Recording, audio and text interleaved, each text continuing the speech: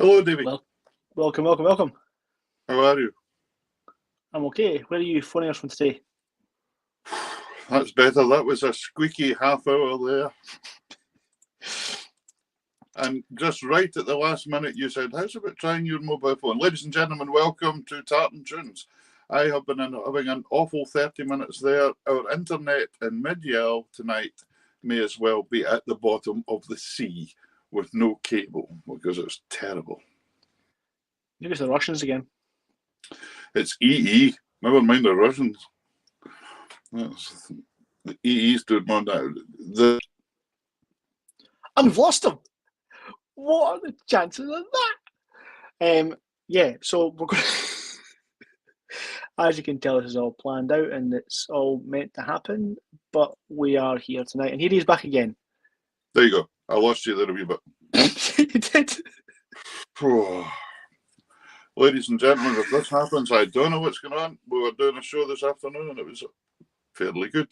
There must have been less people using the internet or a polar bear sat in the line. I'm not very sure. Anyway, good evening, all these folks out there. Hello, Gene. Hello, Ali Meek. Hello, Stephen Hughes. Hello, Jamie Starr. While I can see something at all, I'm going to say hello to everybody in the world, just in case I get cut off. I am very, very happy to say that I can leave you in the capable hands of my faithful co-pilot. Well, he is the pilot, actually, Davey Hunter, who has got all the stripes in his arm and everything, and knows all the safety procedures. Sorry, great to see you. Hello, Andrew Nichols. Do you know something? I used to have a chinchilla in this shed, but it died.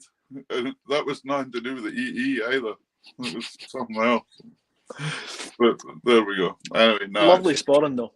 Just been grim up here with this internet. Anyway, hopefully, ladies and gentlemen, we'll keep you on. Davey, what have you been up to? What day is it today? Sunday. Not a lot this week. Band practice on Thursday. We are dumping a few of the tunes from last year's medley and the MSR. So, Alright. been working on kind of suggestions for the band. That's always good fun, the suggestions, when about 3 folks say, oh, I hate that tune, and I like this one. Well, I put in 2 traditional, but arranged differently, jigs. One I sent to yourself, but another one. One of my own tunes. Right, good. A march on, but a 2 dot and cut hornpipe start march on, which is not the norm at the moment. It's all kind of round tunes. And then a slow air, which, as far as I'm led to believe, no pipe band or piper has ever played, ever. I'm sorry, Ali Week's comment. A chinchilla and he's no wonder it died. It was about 22 years old. It lived for a long time. Too bloody long. There's Helen in County Wicklow. Fantastic, ladies and gentlemen. This is Tartan Tunes tonight. Please hit your share button. You can watch us on the Facebook channels as normal, or you can watch us on YouTube as well. If you want to watch us on the big telly, jump on and have a watch. So I've got an exclusive for you. Literally just came through 1 minute ago. Gordon Shand. Yeah. Of the Shands. Yeah. And such. Recorded. He says, just to let you know, my band recorded the tune I composed for you, Davy the Bookman, on Take the Floor last night. Yeah, so, and I haven't heard it yet. No. But I'm looking forward to hearing the whole thing, because it'll be cracking. It'll be a great broadcast. It always is. Gordon's stuff's fantastic. Yes, so I think this was not this. He said to me before he was doing a full show of pipe music or pipe style music. So it's possibly this one. I don't know if it was that one, because I heard the first one and it wasn't pipe stuff.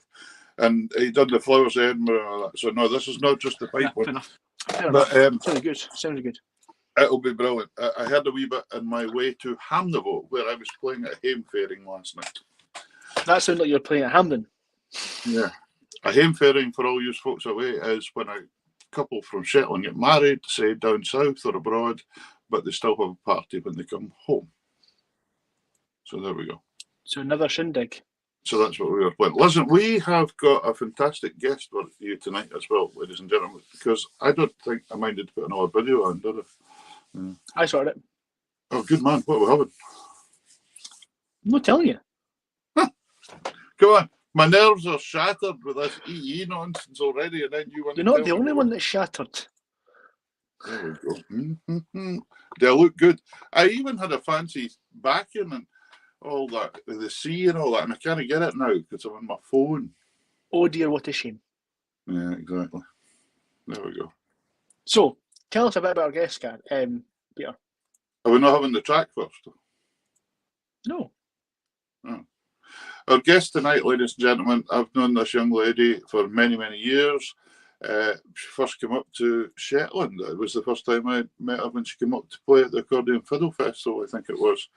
Fantastic fiddle player, fantastic composer, arranger, and just a generally very, very interesting person. And that's Fiona Driver for Orkney. So we're going to have Fiona on with us tonight, and she's you're going to have a great time. She's a fantastic fiddle player, really good. I think she's staying down in Bewley just now, near Inverness.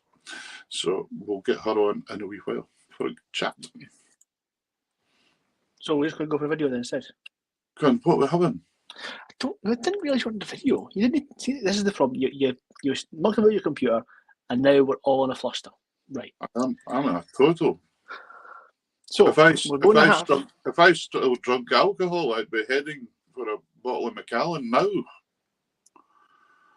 Yeah. My personal choice is Highland Park, as you well know. Anyway, I know our Orkney connection. So we're going to have Dumbarton Castle, the Miller O'Hearn, and the Left-Handed Fiddler.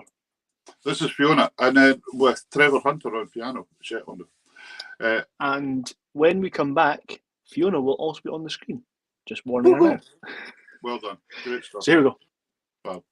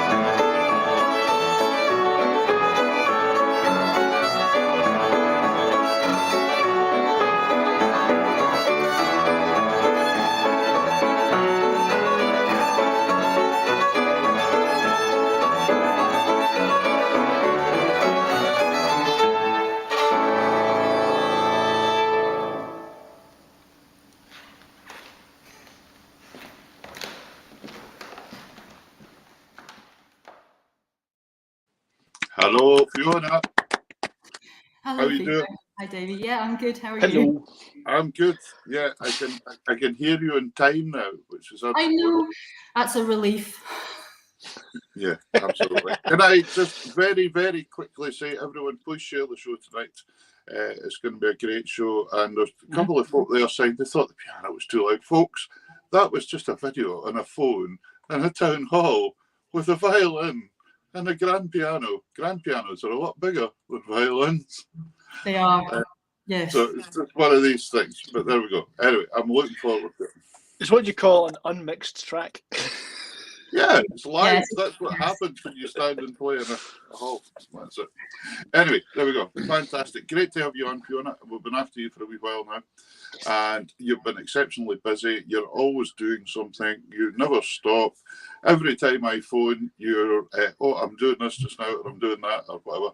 And you certainly are not, should I say, you're not one of these musicians that doesn't have much to do. No, I'm usually doing something. Yeah. I think the last time I spoke to you about this, and then I've seen you since. I saw you at Orkney Folk Festival, and really nice of you. You gave me the book that was all the female composers that you had some tunes on as well. This one. That one. I thought you she gave you the boot. The boot.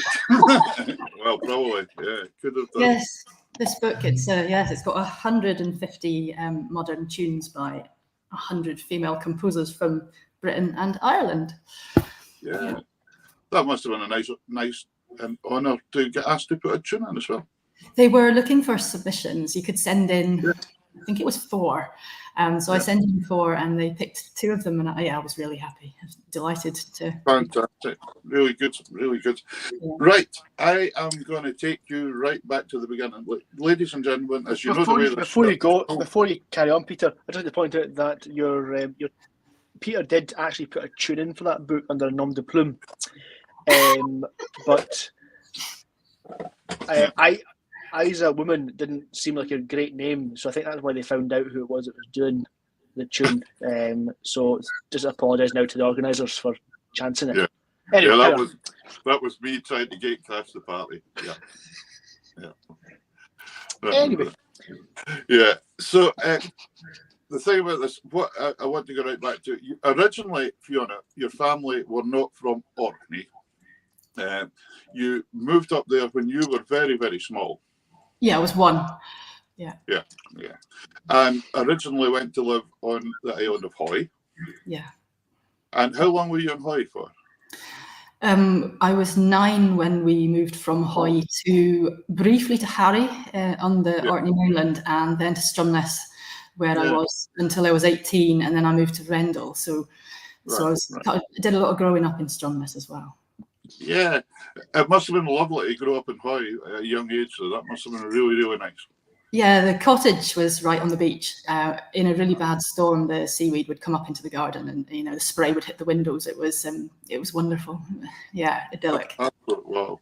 Yeah. It must have been quite a change for your family moving from. Was it the Cotswolds they came from? Cotswolds, yeah. Dad was a teacher at a school, and Mum was one of the pupils, and they ran away together. It was a big drama at the time. She was only 17 and he was 47. So they ran away together and moved up to Orkney when I was very, very little.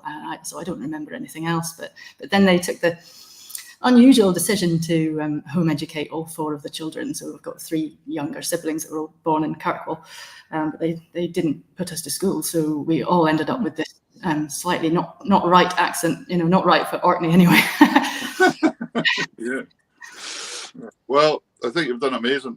Certainly in the music side, and you certainly got into that side of things in Orkney because you picked up all the tradition and things. But we will speak about that as we go through the interview. But your kind of first experiences of playing music then, was that finding that fiddle, your great-grandfather's fiddle? Was that the first kind of experience of it? The first experience of playing music, yes, but I'd been listening to Take the Floor since I was 3. Right. I discovered it very young and loved it, and used to dress up in mum's skirts and whirl around the living room to Robbie Shepherd every Saturday. But they also played a lot of other kinds of music. So there was jazz and classical and whatever on the radio. So all sorts was going into my head. But I didn't play until I was 14 and discovered my great-grandfather's fiddle. Right. Now, I think this is very interesting because I've known you a long time and I've seen the styles of music you can play, and I've seen what you compose, and that makes a lot of sense that you had these different genres when you were little, because that shines through in your composition. It's quite varied your composition. Sometimes I can hear swing in it, and I can hear jazz in certain tunes. I think that comes through. And classical as well, because I do write. I wrote a string quartet for my final year on that degree that you and I both did. There's just huge influences from all over coming into my playing and my writing, I suppose. It's really interesting because obviously Peter, you're on the same course with Peter, and Peter also wrote a quartet piece, and it was The Sound of the Accordion, and it was an hour and a half of silence, and it's a single sheet, like just X number of bars repeated. It's fantastic. It can actually bring a tear to a glass eye. Yeah, thanks, David. You and we were on the very first year of the UHI course for applied music. That's right. Yeah, when they'd never run it before, we were the very first ones. We were the guinea pigs. Guinea pigs, and I think it was quite a nice position to be in, because I think we maybe got away with things because they didn't know what to do. Maybe.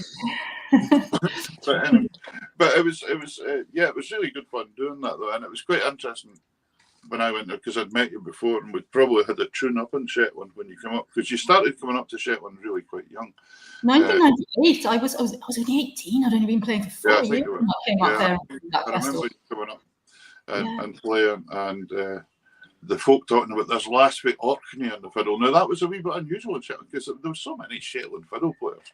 Yeah. So somebody to come up with Orkney and play, it was a bit like an intercounty, wasn't it? It was a bit like you Fiona Driver. Oh, by the way, don't mention the football result last night that Shetland beat Orkney 6-1. Oh, did they?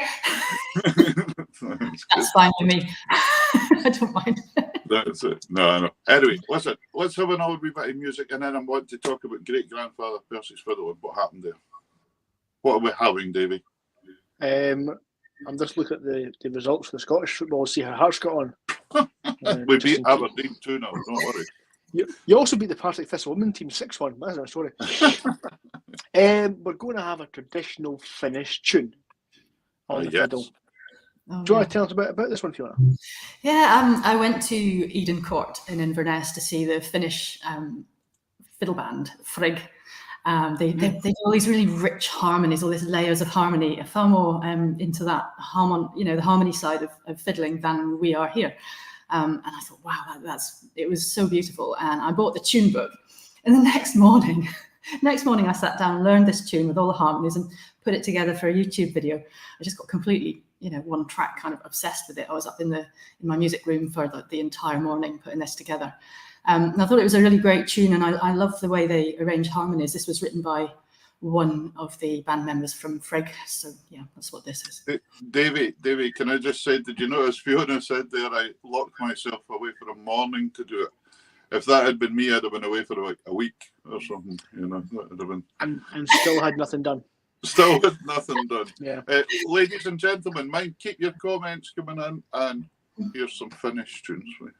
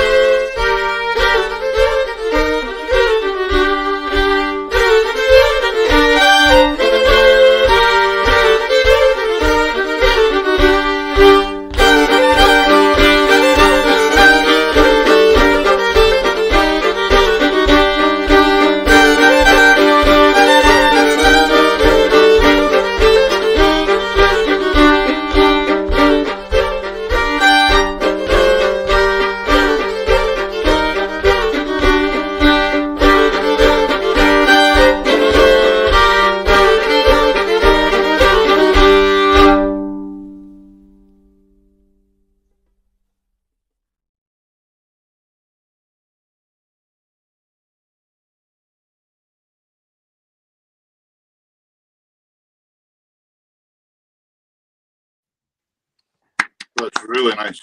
Love it. Love it. Really interesting there, Fiona. Linda Anderson on there saying hi. Yeah, hi, Linda. Linda is originally from Mid-Yell, Davy, just round the corner from where I am, but lives down in Dumfries now. And she is also a phenomenal fiddle player. Shows it's all the light then. Yeah, she always went and went. But she moved to Dumfries to get better internet. Yeah. Right, Fiona. Great-grandfather Percy. Yeah. You found his fiddle. Now, the bit about your story that amazes me, and I didn't realise this until I went to research you a wee bit more this week. I didn't realise you were completely self-taught when you were young and at home. Yeah, I was at the beginning, yes, completely. I had a friend, Pauline Heddle, in Stromness, and she was very good, and she'd had a few years of lessons and was, competing and doing that Young Musician of the Year festival and that kind of thing. And I watched her playing and I said, I want to do that. I really want to do that. And I went home and I said to Mum and Dad, I want to play the fiddle. And they didn't play anything. And as far as I was aware, there was no possibility of this happening because we didn't go to school. And then Dad was like, I think I might have your great-grandfather's fiddle out in the barn somewhere. And he went out and rummaged around in his hundreds of boxes of scientific specimens and dead animals and weird things in jars because he was a scientist. And he came back with this bag. It wasn't even in a box. It was just in a bag. And this old fiddle, no strings, no fingerboard, 800 millimeters of cracks all over the front of it. It was really badly damaged. Here it is. And I was like, oh. Thank you. Yeah, great. Okay, so I said, Pauline, well, we've got this fiddle. I've got this fiddle, but what are we going to do about it? And she was a relation of Davy Unson from Dearness that made fiddles and wrote tunes. I expect you've heard of him. So we took it to him, and he glued up all the cracks and put a fingerboard on it and a bridge and some strings, and I started playing. Wow. I just picked it up. I remember on day 3, I could play Donald McLean's Farewell to Oban, Flep from Flotter, and the Stronsey Waltz, and I was going around playing these 3 tunes to everyone who would listen. On your third day? Yeah. Wow. I know it just sounds insane. It sounds completely crazy. I know I've been called a liar in the past by people who wouldn't believe this, but I had listened to people playing these tunes so much that I knew exactly what they should go like. And Pauline said, right, she said, put this finger here, you put that finger there, and that one goes there, and that's it. And I just started playing these tunes, and so for the first year, it was just me. And then I joined the Strathspey Reel Society at that point. And the question that must have helped immensely, did it? Because I know you were homeschooled, etc. So that wasn't giving you the opportunity to say join in at school with other people playing, etc. No, it's just me for the first year, really, in a little tiny bit. That's quite courageous, though, because to be able to keep yourself sustained to practice away and things like that for a whole year yourself, that's quite a lonely start to learning something, really. It was complete obsession, though. I was like up to 6 hours a day. I was sat upstairs with no electricity, don't forget, no TV, no radio, nothing like that, no friends. That sounds terrible, but really pretty isolated. And so didn't have any after school activities. We were at home all the time, every day of the year, just the family at home, really. And so it was complete obsession. And I had a cassette player and a huge cassette collection, and then CDs when they came out, battery powered. And if I wanted to learn a tune and I didn't have it written down in a book, I would just rewind, play it again, play along, rewind. Oh my God. All the I Am Full albums when I was a teenager, I just learned all the tunes by ear off them. But I could also read music. I do remember looking at my first fiddle book was the Fiddle Music of Scotland. You know that one that's got 300, the James Hunter book? Yeah. So I looked at it and figured out how logical it was. After A, it's B, and it's just the next note up. And the logic kind of just went into my head, and then I could read as well. So I got both sides of it. The ear skills and the music reading was both fine. Yeah. And then it must have been a great experience then going to the Strathspey Reel Society, because all of a sudden you're surrounded by all these other people playing, and there's this community music almost then. It's kind of like the sound. Yeah, it was my only social life as well, really. So Pauline was like, "You must come to Strathspey Reel," and so she took me along, and I ended up there for, I think I did that for 6 years. I ended up doing a lot of solos at concerts with them. And Jean Leonard would get me around to her house on a Wednesday afternoon and accompany me on the piano, and she like pushed me to do all these competitions as well. So I started competing only, I think it was about a year and a half after I picked it up. I was doing the folk festival competitions. But interestingly, before I'd even picked up the fiddle, so when I was about 13, the year before I started playing, I saw Brian Gare win the folk festival competition in Stromness. Right. And he was absolutely amazing. The judge was in tears. The judge, Jim Wiley, the accordionist from Kirkwood. I don't know if you knew Jim Wiley. He was actually like, "Oh, this guy is amazing." And Brian was, about 15 or something. I don't know. And he still is amazing, Brian. You can still I know, he's just incredible. Yeah. And one wonderful thing I noticed in your bio, your great-grandfather had quite a job of esteem as well, didn't he? Yeah, he had a few interesting jobs. He was, for most of his life, he was a head gardener at a really posh big house in the Cotswolds. But he also bred working terriers, and he also grew orchids at Blenheim Palace for the Duke of Marlborough about 100 years ago. And for the first time, this summer, I went to Blenheim Palace for the first time and visited the place that he would have worked at. Fantastic. That's so super. But no, really nice to hear a wee bit about how you started there, because I think that's just incredible that you just picked it up. And here begs a question. You managed to do that. You had no distractions at all. You had no televisions, you had no computers, you had no Xboxes, all that kind of stuff. No. Had you had them at that point in time, possibly you would have been distracted and not played as much as you did and got into it as much. I don't know. I don't know. I don't know, because I've got all those things now, and I would still rather be playing or writing music. So right. Yeah. But it's an interesting concept, isn't it? Because I think it's very difficult for young players just now, youngsters, because there is so many distractions. It's so easy to look. It's too much. I mean, I teach 5 days a week, private pupils, and a lot of my children that I teach, I say, what else have you got on? And they reel off this list of gymnastics, swimming. We also play piano. We do running. We do, and I'm like, right. So you don't actually have a free night after school to just sit down and play your fiddle. Yeah. It's a shame. Sorry, David, were you going to say something? Sorry, I was going to segue into another video. Oh, great! You're good at that. So we're going to have a set that we're referring to tonight as Tunes from the Land of Poor Internet. So this is a set of Shetland reels. Oh, right, yeah, I get you. Yeah. Can you remember the tunes in this set?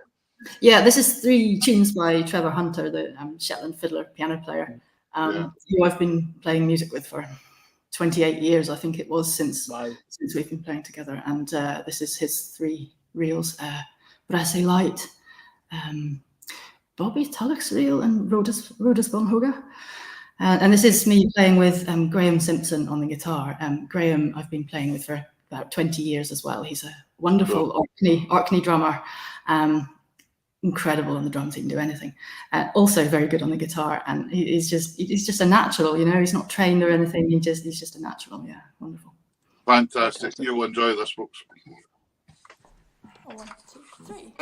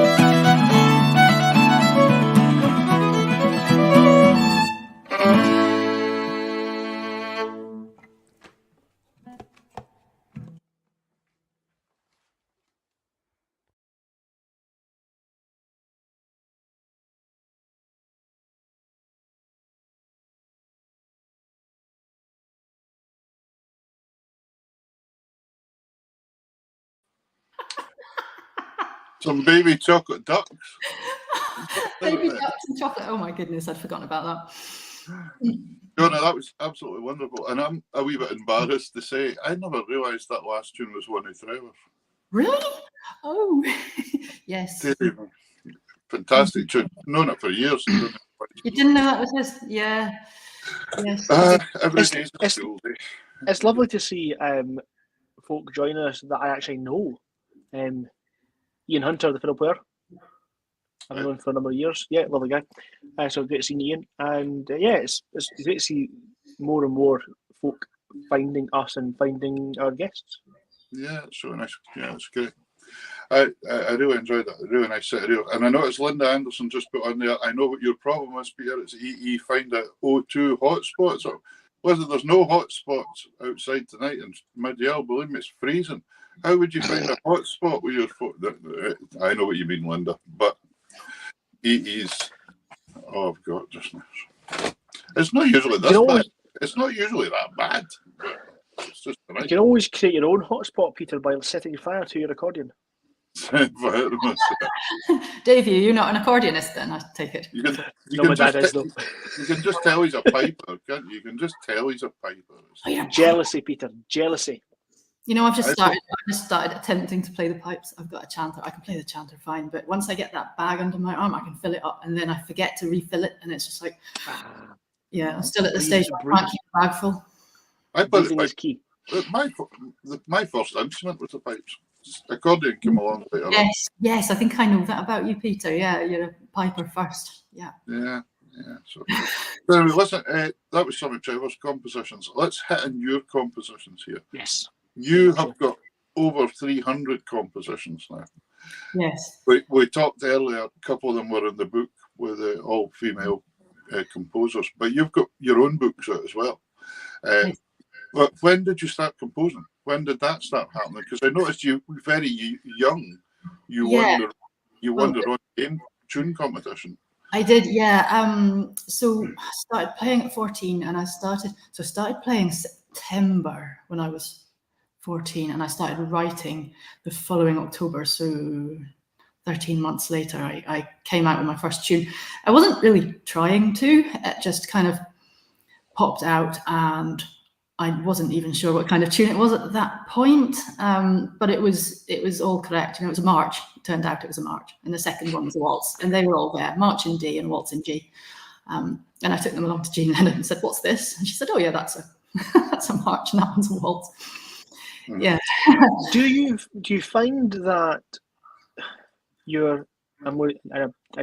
this is not in a bad way, your lack of formal training at the start helped because you didn't know what you shouldn't do? That's really hard to... When it comes to playing, yes, definitely, because I just went straight into all the really advanced stuff and didn't have a clue it was going to be difficult. I didn't know. I was playing mittens.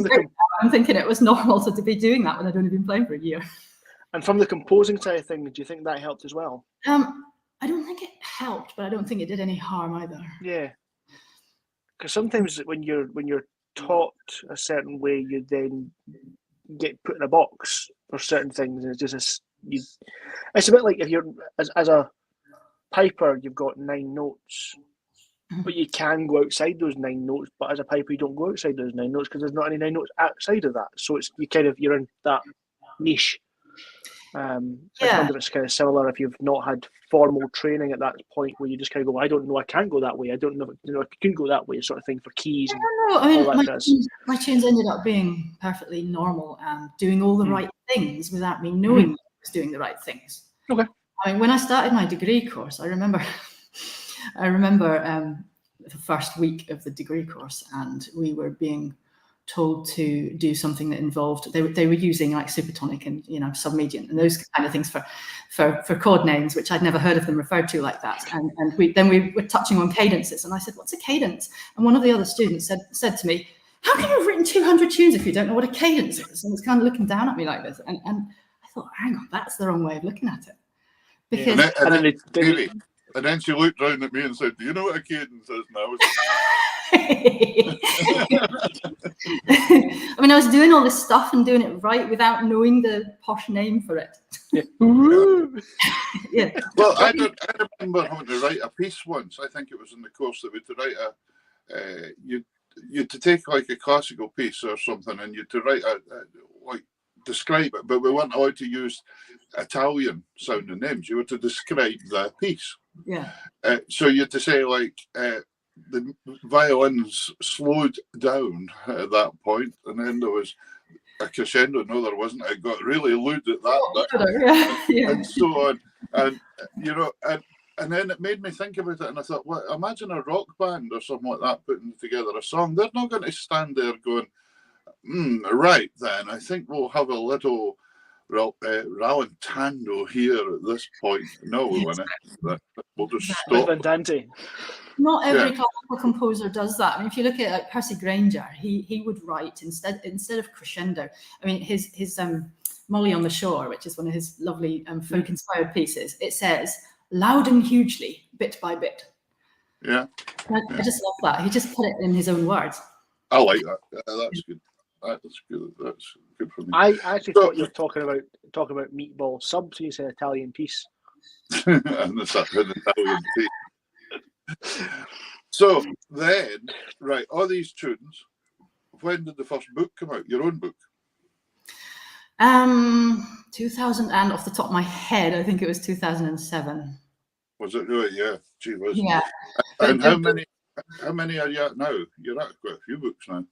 I've done one tune book, a tutor book for beginner fiddlers of all ages, but actually probably more aimed at adults. And I'm just about to put out the second tune book, which is Orkney and Shetland tunes. So there's going to be some Shetland tunes in that one. Yeah, it's almost. I just need to sit down and spend a week or two finishing it off. But yeah. Fab. Nice.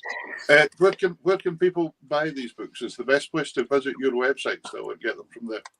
If you're in Orkney, you can go to the Orcadian bookshop in Kirkwall or the Waterfront Gallery in Stromness. But outside of that, best from my website, because that's best for me. And I give away free CDs with every book, so I fling a whole pile of CDs in with every tune book, because no one's buying CDs at the moment, as you know. It's difficult to ship them.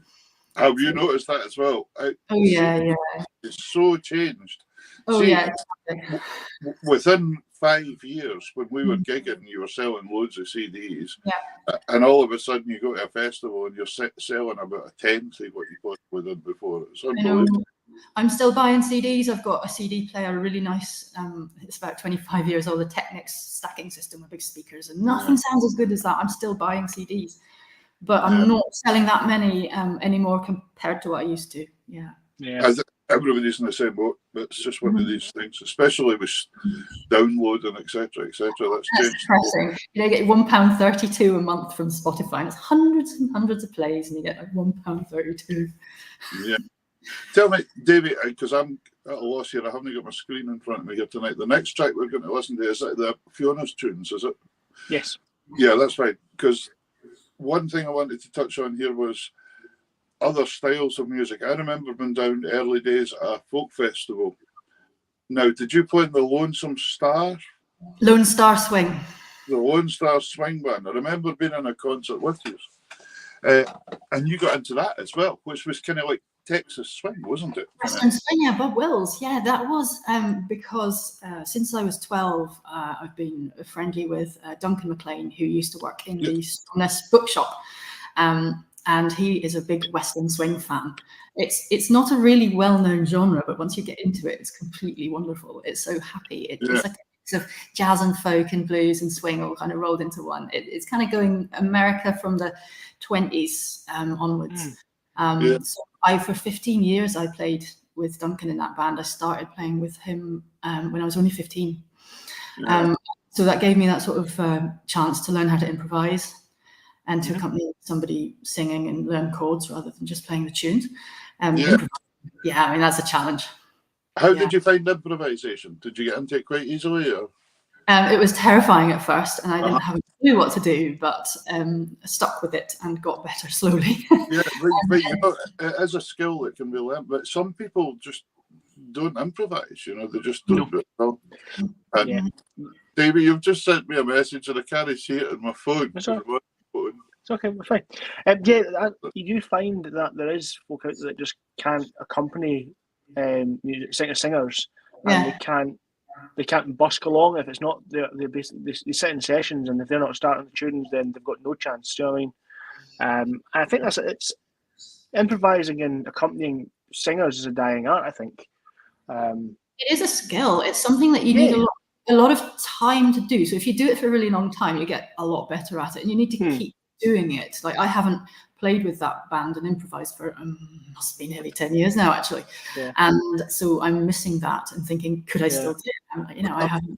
Am I right in saying you were involved with a musical tour, wasn't it, to do about Thomas Fraser from Borough and Shetland? Yeah, that's right. Yes, Long Gone Lonesome. It was called. It was a National Theatre Scotland show. We toured all over with it, UK, Ireland, Orkney, Shetland. Thomas Fraser was a fisherman that composed lots and lots of old country style songs, and he sat with 2 tape recorders basically at home. He sang the songs on the records that his relations brought back from America, and learned the guitar and got very good at the guitar. And he was a wonderful singer. And he made all these home recordings that were found after he died, and put out on CD. And so the National Theatre came along to Duncan MacLean again and said, "Can you write a play out of this?" And it so happened that he had a band that would play the right kind of music, so we performed the whole thing. Yeah, that's good. But we're going to hear a set of your reels here, I think, are we? This is the American style tunes. Yes. These were written for my pupils to play. Friday Swing was for an adult class because we met on a Friday. Taylor Twist, I wrote for a boy from Stennis in Orkney called Nicholas Taylor, who I taught from age 6 to 18. He was my most long and dedicated pupil. So yeah, these were written for pupils. Brilliant. Here we go.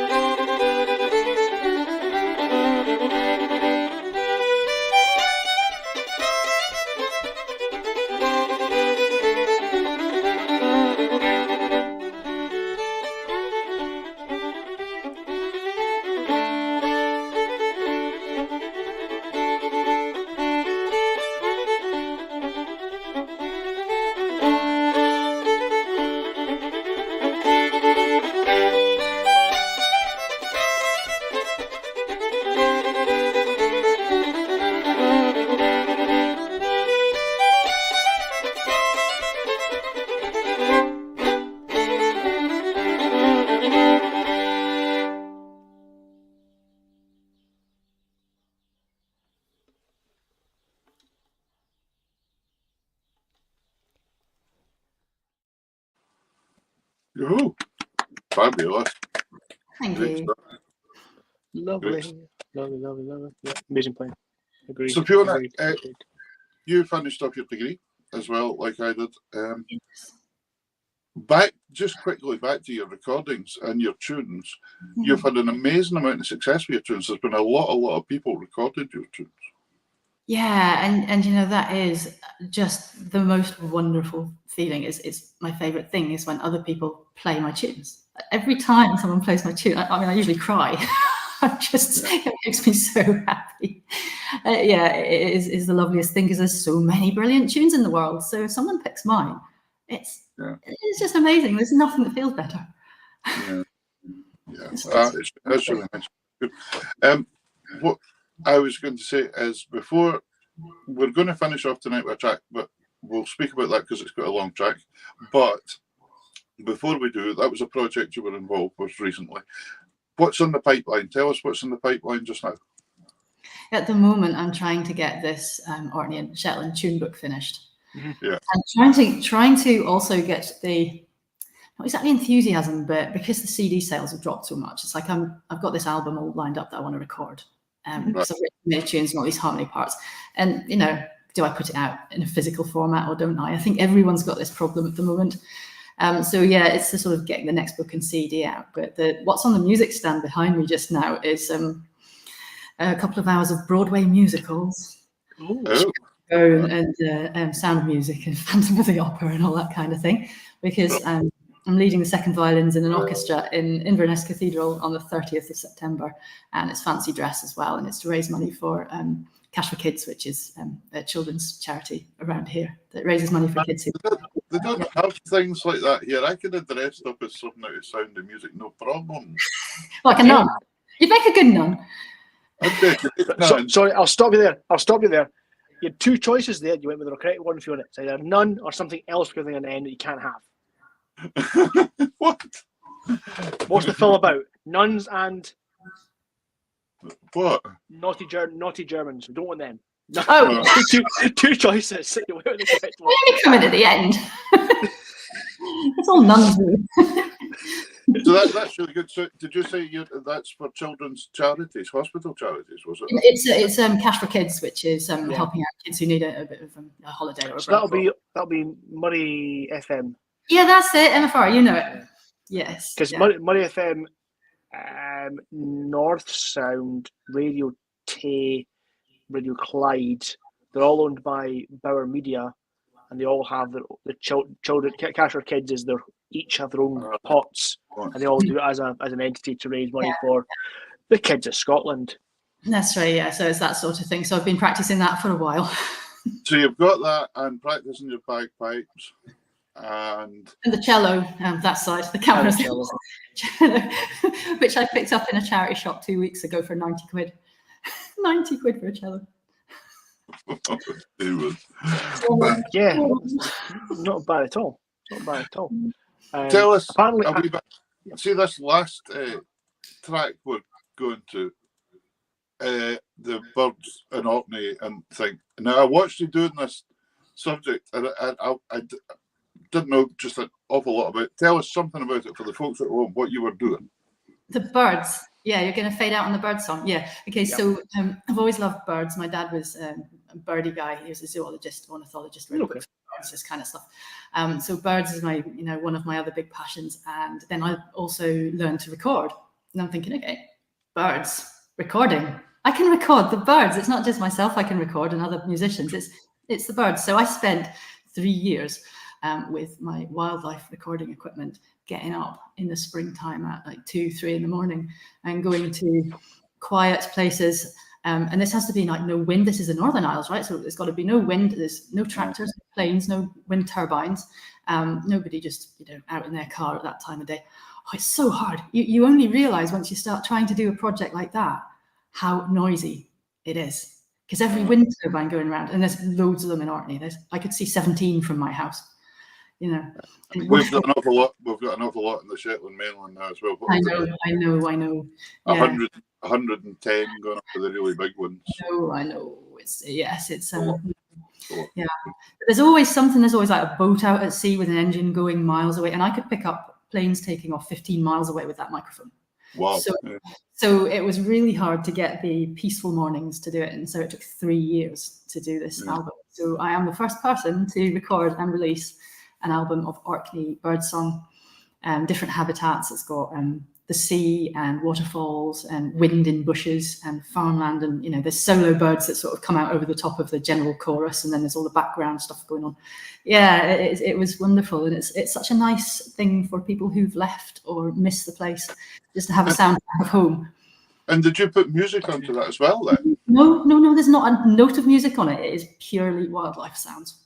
Okay. Well, there's the odd cow going moo and the odd sheep in the background, and a few cockerels crowing, but that's just farmland sounds from around where I grew up in Stromness. The occasional musical cow. That's it. Oh. I think there must have been a feathered friend about on Unst today when I was up, because there was too many buses of people driving about looking all like they had cameras and things. So I wondered if there's maybe been a visit. There was. I wonder if the hoopoe has gone north. There was a hoopoe in Stromness last week. Ah. And that's not a common bird for the Northern Isles. They're Right. in France or North Africa. Hoopoes are not here. So it might be something like that. Maybe it took a little hop up to. I must admit, I'm not just a huge expert on birds sometimes, but that's Davey in Dundee. Do you do a lot of bird watching in Dundee? Or? No. We get a lot of the referred to as shithawks, which are big ass seagulls. Herring gulls. Yeah, they're actually on the red list for endangered birds, and they're very special. Not in Dundee, they're not. They're still on the red list. Loads of them. Loads of them. It needs your help. Yeah, they'd stop stealing chips. When Barry and I were going over today on the ferry up to Unst, Barry Nisbet and myself, there was divers diving into the water at great speed in front of us. There must have been food to eat somewhere. So. Would that have been gannets? Yeah, it was gannets. It was big gannets. Wingtips, yeah, they're great. Fantastic. Yeah, they hit the water. What a pace they hit the water. I know, if there's anything under the water and they don't know it's there, they can kill themselves. But yeah, like a submarine or something. Random submarine. Yeah. Listen, Fiona, it's been absolutely fantastic having you on tonight. Thank you so much for coming.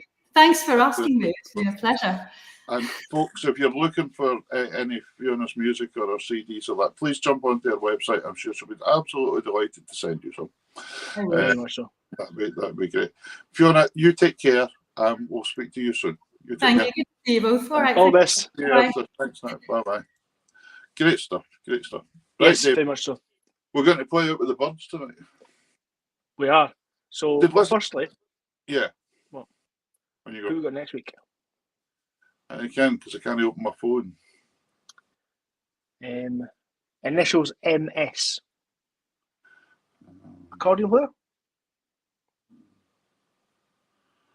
No, go on. Myron? No, Martin. Martin Skeen? Yeah. Oh, brilliant. Martin's coming up. That's magic. Thanks for helping me out there. I'll get in touch. Oh, listen, right. You're in for a treat next week as well, ladies and gentlemen. Martin Skeen for the West Coast of Scotland. One of the finest piano box players. Davey, you're going to love it. He plays loads of pipe stuff. Does he play it better than you? Oh, yeah. What a feeling. This guy has got an amazing feeling for playing. And even just country dance reels and things, the swing he gets into it, cool. It's like so swingy. He's a great player. So that's Martin Skeen next week. Yeah. So, ladies and gentlemen, thanks very much for joining us tonight. Sorry about the internet problems, but hopefully we got through in the end. Hey, show was fine. So we changed the way we do things. We're not going to do our usual outro. We're going to finish off with this. So grab your cup of tea, grab your whiskey, and enjoy the sound of the Orcadian birds. Good night. That's good. Good night, folks.